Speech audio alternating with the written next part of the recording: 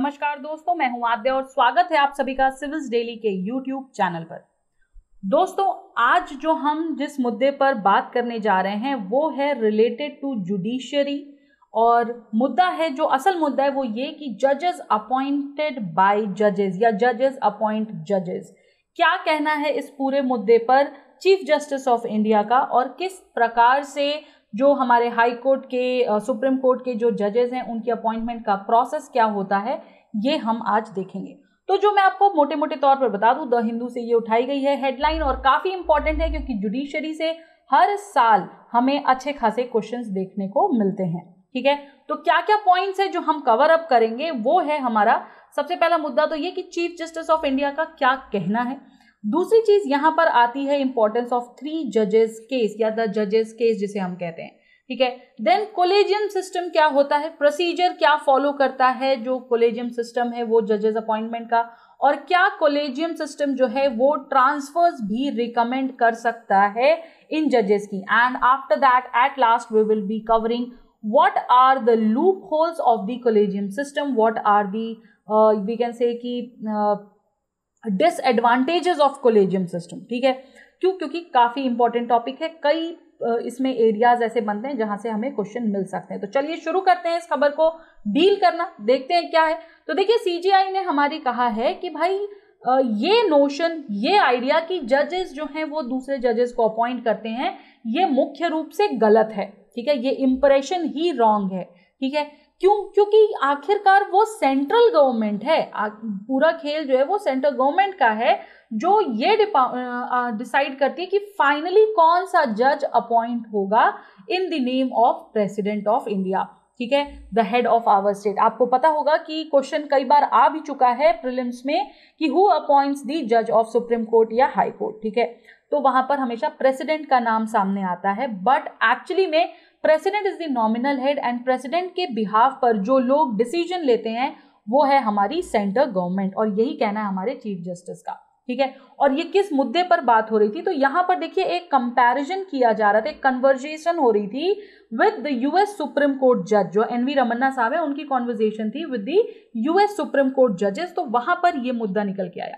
क्योंकि अगर हम डेमोक्रेसी की बात करें तो चीफ जस्टिस सर का ये कहना है कि जो हमारे जो कॉम्पैरेटिव अप्रोचेस हैं सुप्रीम कोर्ट के, बेसिकली वो दुनिया के सबसे लार्जेस्ट और ओल्डेस्ट डेमोक्रेसी को दर्शाते हैं। ठीक है, और जो व्यक्ति यूएस की तरफ से कॉन्वर्सेशन में थे उनका नाम है स्टीफन ब्रायर।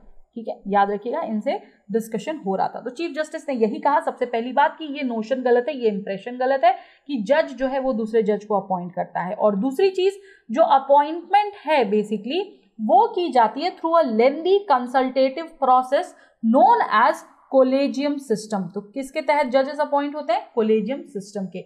और कोलेजियम सिस्टम में बहुत सारे स्टेक होल्डर्स हैं। ठीक है, चलिए जानते हैं, इस खबर को विस्तार से देखते हैं। सबसे पहले तो आता है कि भाई इवोल्यूशन कहां से हुआ इस पूरे मुद्दे का। तो कुछ जजेस केस हैं, जैसे फर्स्ट जजेस केस 1981 में रूलिंग आई थी बेसिकली कि जो कंसल्टेशन है with the chief justice of India in the matter of appointments वो फुल और इफेक्टिव होना ही चाहिए। तो उसके लिए 2 चीजें बताई गई, एक हमारा फुल एंड इफेक्टिव और दूसरा कंसल्टेशन जजेस अपॉइंटमेंट को लेकर के। हालांकि ये जो पूरा आइडिया था ये रिजेक्ट करता है चीफ जस्टिस के ओपिनियन को ऑन द बेसिस कि भाई एल्बिट ये कैरी कर रहा है great weight should have the primacy. ठीक है, दूसरा जो जजेस केस आया 1993 में, वहां पर इंट्रोड्यूस हुआ हमारा कोलेजियम सिस्टम। और कोलेजियम सिस्टम जो है ये होल्ड करता है कि जो कंसल्टेशन है वो मीन्स करता है कंकरेंस। ठीक है, कंसल्टेशन रियली मेंट कंकरेंस। ठीक है, तो ये 2 वर्ड यहां से निकल के आए। अब जो है ये भी इसके तहत ऐड किया गया कि it was not the chief justice of India's individual opinion, यानी कि चीफ जस्टिस ऑफ इंडिया का ये इंडिविजुअल ओपिनियन नहीं है, जो बल्कि ये एक इंस्टीट्यूशनल ओपिनियन है जो कि फॉर्म किया जाता है in consultation with 2 senior most जजेस इन दी सुप्रीम कोर्ट। ठीक है, और जो थर्ड जजेस केस आया था 1998 में, वहां पर यह बताया गया कि on a presidential reference for its opinion, जो सुप्रीम कोर्ट है वो थर्ड जजेस केस 1998 में एक्सपैंड कर सकती है कोलेजियम सिस्टम को टू अ 5 मेंबर बॉडी, कहाँ यहाँ पर 2 सीनियर मोस्ट जजेस थे और कहाँ यहाँ पर 5 मेंबर बॉडी आ गए, जिसमें कि CGI भी है और CGI के बाद 4 सीनियर मोस्ट जजेस हैं।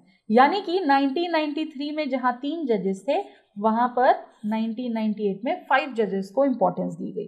ठीक है, यहां से इवोल्यूशन होता है। अब हम समझेंगे कि कॉलेजियम सिस्टम क्या है। तो देखिए, कॉलेजियम सिस्टम जो है वो इंडिया के सुप्रीम कोर्ट की इन्वेंशन मानी जाती है। ये एक ऐसा फोरम है बेसिकली जो डिसाइड करता है on the appointments and transfers of जजेस।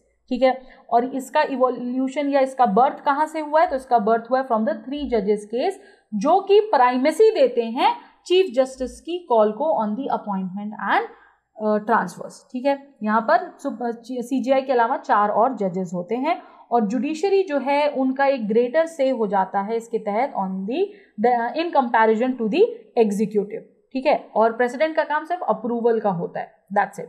ठीक, ओके अच्छा, एक और चीज है कि it does not figure in the constitution which says कि जो जजेस ऑफ सुप्रीम कोर्ट और हाई कोर्ट हैं वो अपॉइंट किए जाने चाहिए प्रेसिडेंट के द्वारा। तो कॉन्स्टिट्यूशन में तो हमारे यही लिखा है, कॉन्स्टिट्यूशन में डायरेक्टली कॉलेजियम सिस्टम लिखा है। बताइए मुझे आप कि क्या कॉन्स्टिट्यूशन में कॉलेजियम सिस्टम डायरेक्टली स्टेटेड है या नहीं है। आपसे एक छोटा सा क्वेश्चन है, कमेंट करके फटाक से बता दीजिए। अच्छा, दूसरी चीज अगर हम देखें इफेक्ट में, तो ये एक ऐसा सिस्टम है जहां पर जजेस की अपॉइंटमेंट हो रही है इंस्टीट्यूशन कॉम्प्राइजिंग जजेस के द्वारा। ओके अच्छा, तो यहां पर कहीं ना कहीं ये नोशन हमें मिलता है कि हाँ, जजेस जो हैं वो दूसरे जजेस को अपॉइंट करते हैं, बट सुप्रीम कोर्ट के जो हमारे चीफ जस्टिस हैं वो इससे पृथक विचारधारा रखते हैं, वो इससे अलग पॉइंट ऑफ व्यू रखते हैं। वो कहते हैं कि नहीं, यहाँ पे सेंट्रल गवर्नमेंट का से है। अच्छा, जैसे कि सब कुछ जजेस जो हैं वो सुपरसीड भी करते हैं अपॉइंटमेंट में of the CGI in 1970s। ठीक है, तो उस वक्त अटेम्प्ट बनाए गए बेसिकली, जो कि सब्सिक्वेंटली अफेक्ट करते हैं एक mass transfer of high court जजेस अक्रॉस द कंट्री। यानी पूरे देश में, पूरे भारत में जो हाई कोर्ट जजेस का ट्रांसफर है मास लेवल पर उसको। ठीक है, इसलिए यहाँ पर एक परसेप्शन बन जाता है कि जो जुडिशरी है, जो उसकी इंडिपेंडेंस है, वो कहीं ना कहीं थ्रेट में है, और ये इसी वजह से ये रिजल्ट करती है in the series of cases over years. तो कई सारे केसेस इसके बाद आते गए। ठीक है, अच्छा, एक छोटा सा क्वेश्चन आपसे मेरा कि आप सबने नज़ैक के बारे में सुना होगा और इनफैक्ट नज़ैक बिल के बारे में भी सुना होगा। तो ये कौन सी अमेंडमेंट द्वारा लाया गया, जरा फटाक से मुझे कमेंट करके बताइए, देखें कितना आपको याद है। ओके, चलिए आगे चलते हैं कि जो ये पूरा प्रोसीजर है जो कॉलेजियम फॉलो करती है वो कैसे होता है। तो देखिए, 3 केसेस आते हैं बेसिकली। पहला हमारा है appointment of chief justice of India, दूसरा है appointment of other supreme court जजेस, और तीसरा है अपॉइंटमेंट ऑफ हाई कोर्ट जजेस। 3 मुद्दे हैं। तो देखिए, जो CGI है उन्हें अपॉइंट कौन करता है, प्रेसिडेंट करते हैं with the other supreme court जजेस।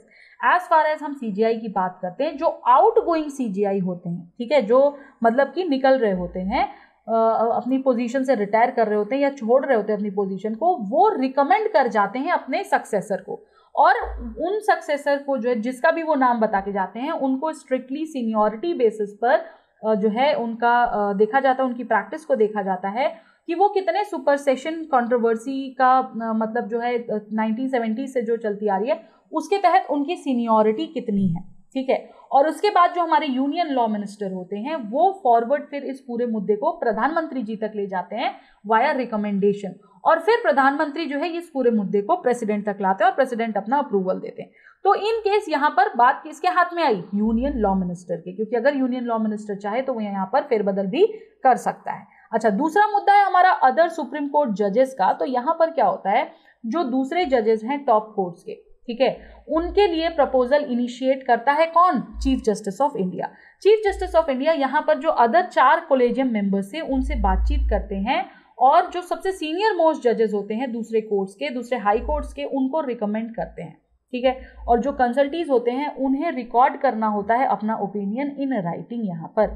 ठीक है, और इसके बाद जो कॉलेजियम है वो ये पूरी की पूरी रिकमेंडेशन अगेन लॉ मिनिस्टर को सेंड करता है, फिर वो प्रधानमंत्री को सेंड करते हैं, और फिर वो बात प्रेसिडेंट जी तक पहुंचती है।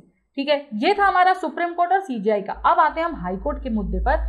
हाई कोर्ट में जो chief justice of high court हैं वो अपॉइंट किए जाते हैं as per the policy of having chief justice from outside the respective state, यानी उस स्टेट से न लेकर दूसरे स्टेट के उनको जो है ज्यादा महत्व दिया जाता है।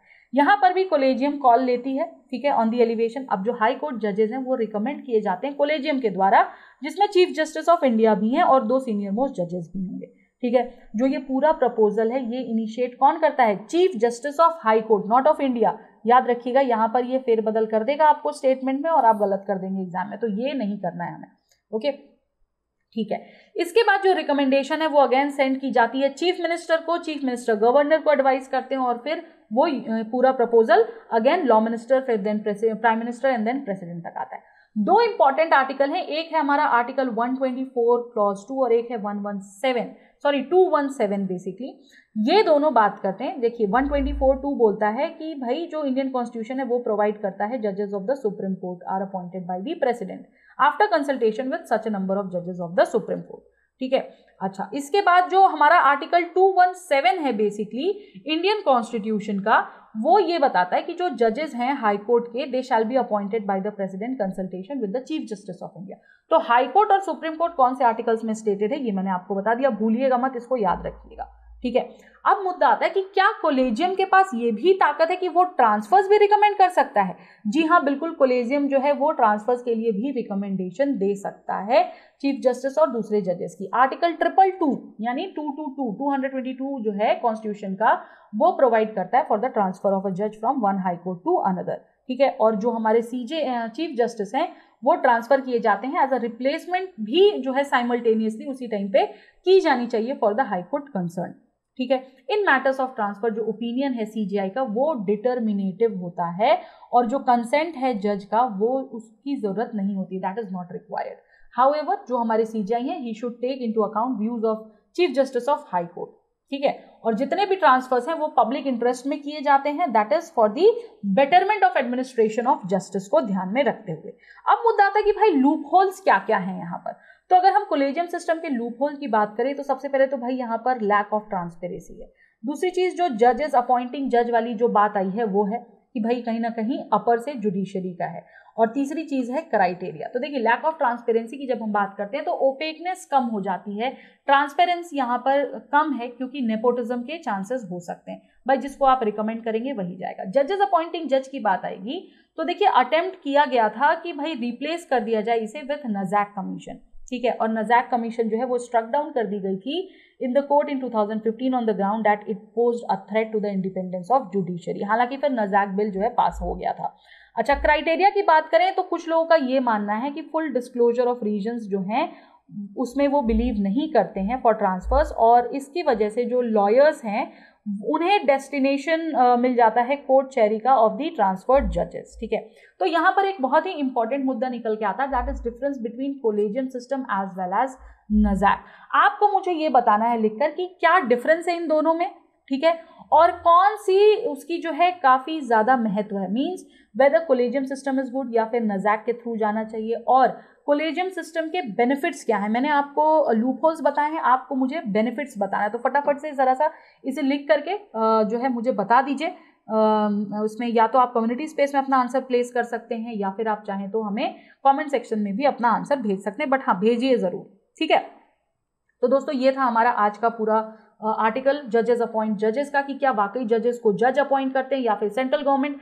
आपकी क्या थिंकिंग है ये भी जरूर बताइएगा, ठीक है। तो चलिए आज के लिए इतना ही, नेक्स्ट सेशन में फिर मिलेंगे, तब तक के लिए धन्यवाद, नमस्कार, जय हिंद, जय भारत, and yes do not forget to like, subscribe and comment. Thank you so much. Subscribe to our YouTube channel and press the bell icon on the YouTube app and never miss another update from Civil's Daily.